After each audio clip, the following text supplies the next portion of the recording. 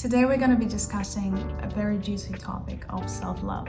Everyone seems to be talking about this. Everyone seems to be saying that you need to love yourself first, you need to master self-love. But I feel like there's so much confusion on how to actually do this and what self-love means. Because some people think that self-love is simply making bubbly baths and allowing yourself to do whatever you want. But it's a little bit more complex than that.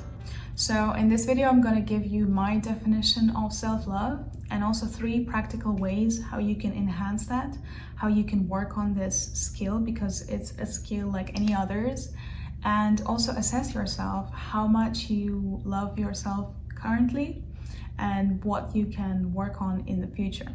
Those of you who know me, welcome back to this channel. And for those of you who don't, my name is Anastasia and I'm a certified J-Shapey life coach and the founder of Unique Method.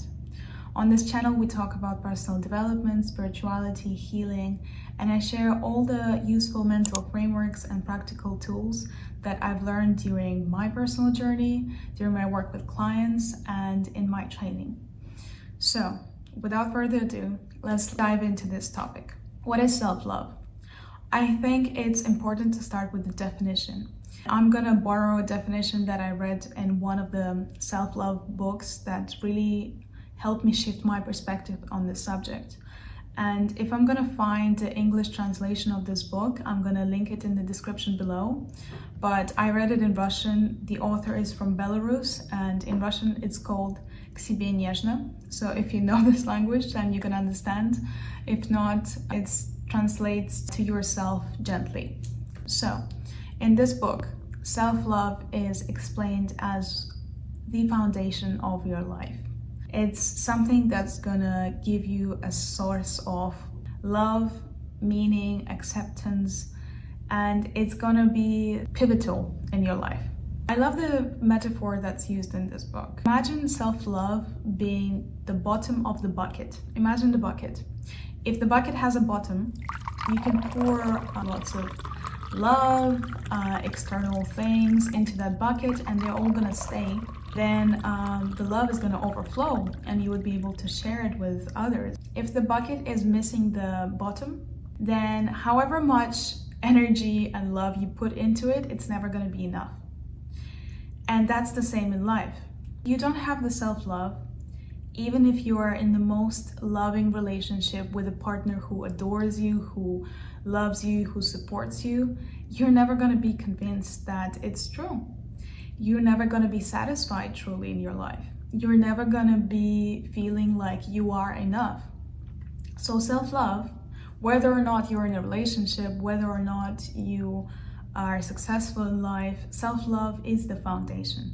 And most people who grow up in healthy, supportive families, they have that as a default. However, if you haven't grown up in a very supportive, loving family, then you might be struggling with this topic. And I completely understand you.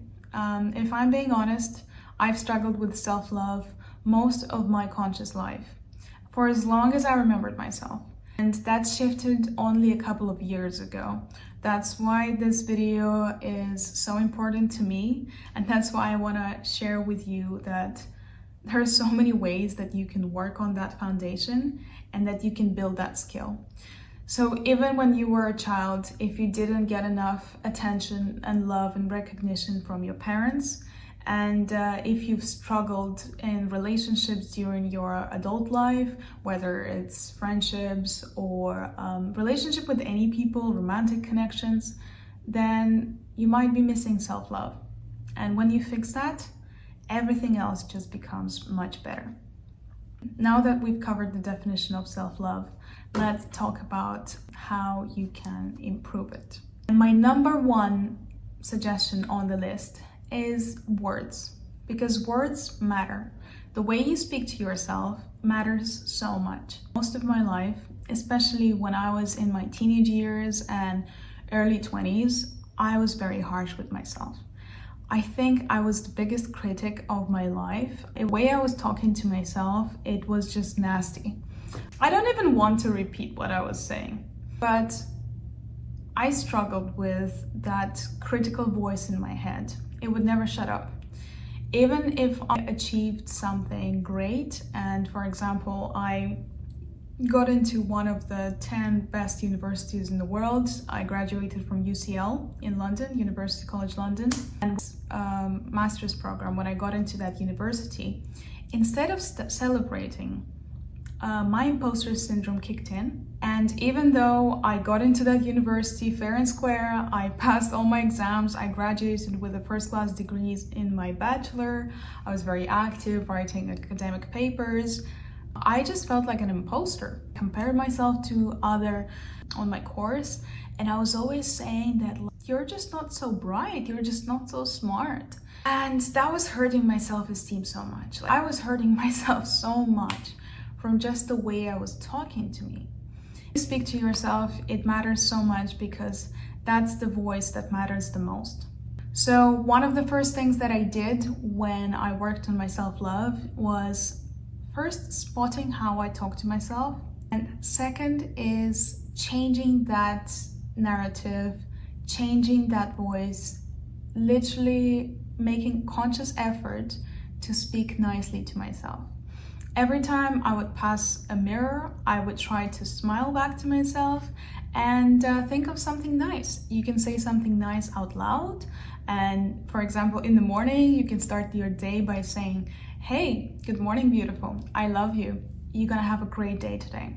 Just think about how you would like to be treated by other people. Imagine you are in a perfect relationship and how your romantic partner treats you. He probably or she says something good to you on a constant basis. You probably wouldn't want to be with an asshole that tells you that you're ugly, that you are not smart enough, that you're not good enough. You would walk away, right? Or actually, when you don't have the self-love foundation, you might stay in that relationship. But that's a topic for a different video. So my point is, you have to focus on the words that you say to yourself, either mentally or out loud. And when I started shifting, that's when I noticed a big difference in my overall well-being, in my mood, in my confidence. One of the tips that helped me shift that voice was talking to myself as if I was talking to someone that I love a lot, or even talking to my younger self.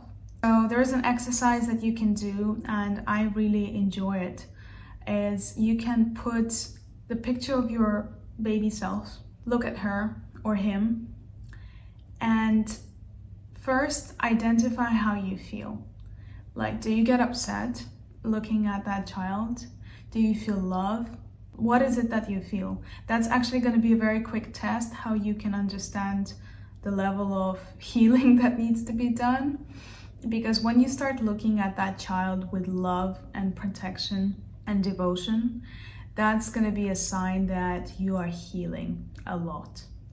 So anyways, I started looking at my child photos, and I was just thinking, like, would I say anything rude to that girl? Even if she messed up big time, would I say something bad to her? No, I would never do that. I would never treat my kid like this. I would never treat my younger sibling like this, or any kid for that matter, because they don't deserve that, and nobody deserves that. So that's something that you can do as a mental trick if you are really struggling on shifting that narrative in your head. The second tip that we're gonna focus on is actions, because let's be honest, in love, actions matter more than words. So what I mean by actions is it can be different things. First of all, are you celebrating your achievements? Yes, like, are you recognizing and actively celebrating yourself? Because that matters a lot. Even if you did something small, you can treat that as a success and as a victory. Imagine you're working on a new habit and you just did 5 days with waking up in the morning and meditating. For many people, they might say that, like, okay, that's a basic, you know. Other people do that for years, and I'm just meditating like 10 minutes in the morning. It doesn't matter that much, but it does. And when you start celebrating your little achievements, your self-love grows. So that's one thing you can do. Second thing within that category of actions is how you treat yourself when you make mistakes or when you're feeling down. And in those moments, you require the most attention. You require the most unconditional acceptance and love and empathy.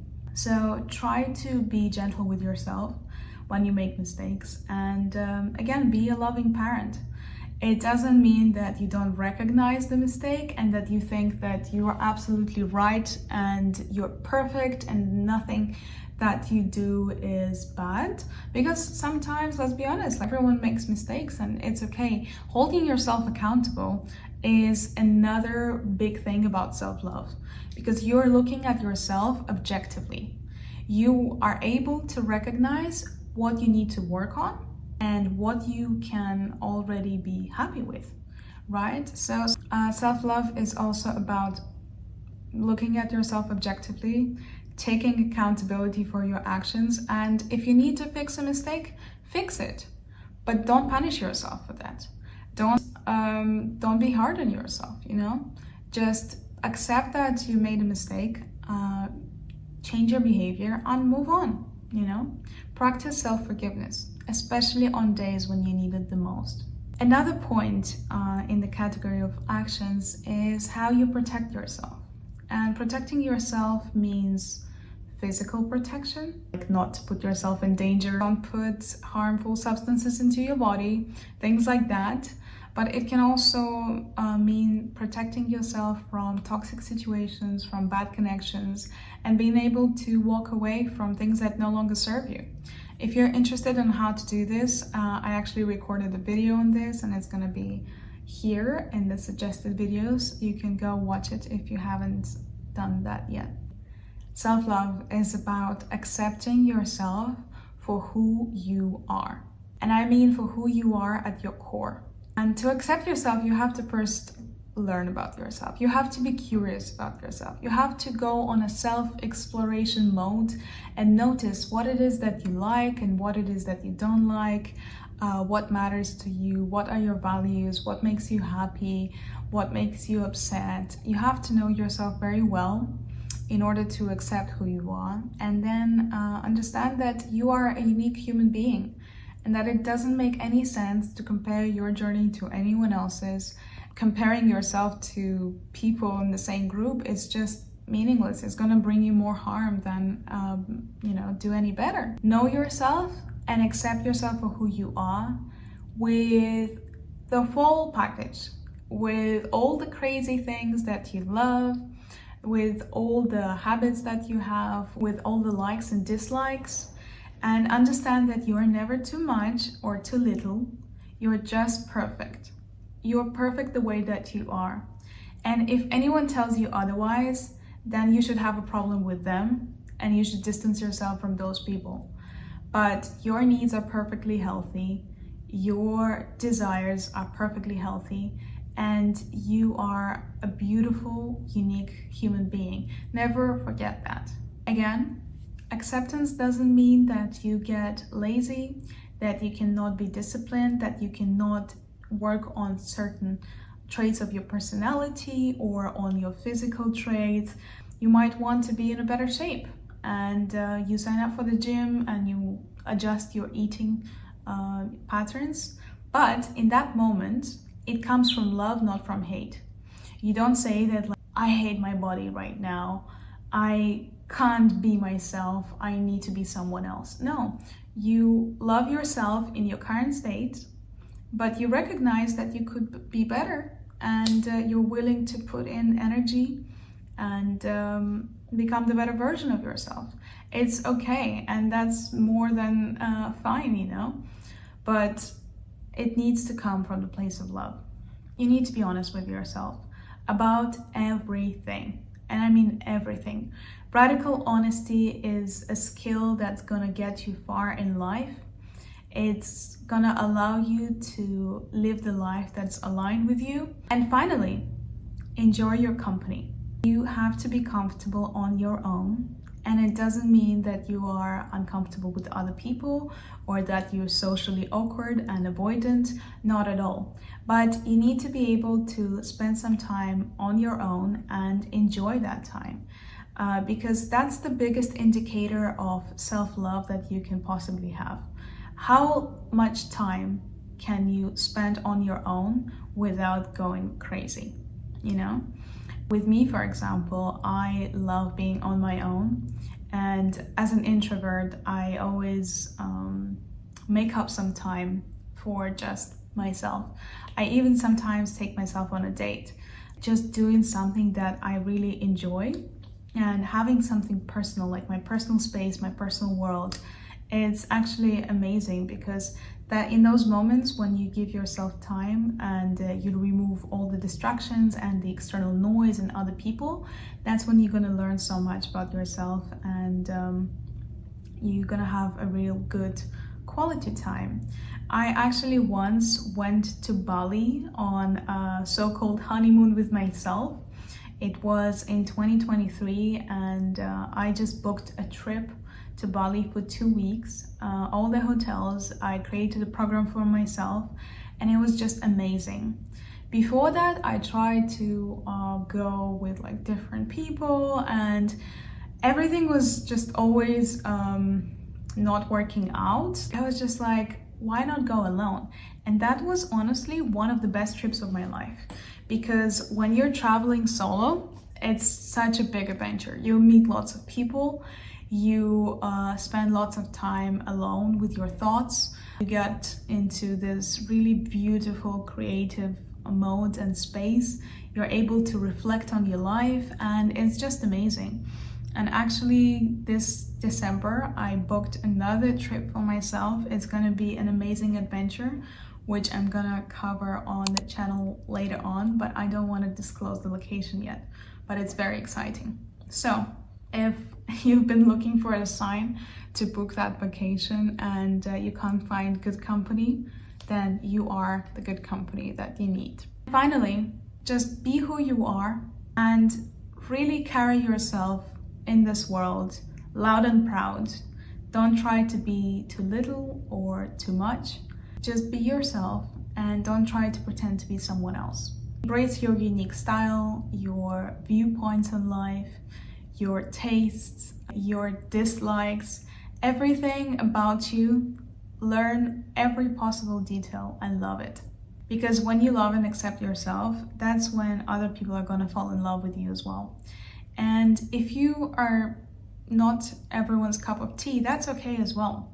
Because why do you need to be surrounded by people who don't like you? The more you are trying to adjust yourself to the external environment, the more you are actually distancing yourself from your true nature and from happiness. Playing a role of being someone else, it's exhausting. It's horrible. And when you're being your true self, that's how you're gonna polarize people. Some people are gonna love you.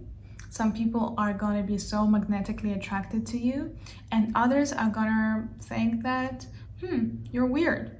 But that's good. That means that you have the courage to be yourself. And I think in 21st century, when there are so many people just looking at each other on social media and just trying to make themselves be like someone else, copying each other, being yourself is the coolest thing that you can ever do. Let me know in the comments below how far you are on this journey of self-love. If you agree with the things that I was saying, or maybe you don't, I would love to hear your opinion, and your opinion matters. And if you feel right now that you are not on very good terms with yourself, I promise to you there is hope. And right now I am probably experiencing the best possible relationship with myself. I have so much love and I have so much fun on my own. And when I feel so aligned with myself, I notice that other people feel that too, and they also get connected to me on a deeper level. And I have more love to give and to share with the world. So remember, self-love is the foundation. It's what's gonna help you fuel any project that you have, any idea, any desire, make any dream that you have come true, because you're gonna make it true. So, wishing you lots of love, wishing you a beautiful day, and I'll see you in my next video. Bye!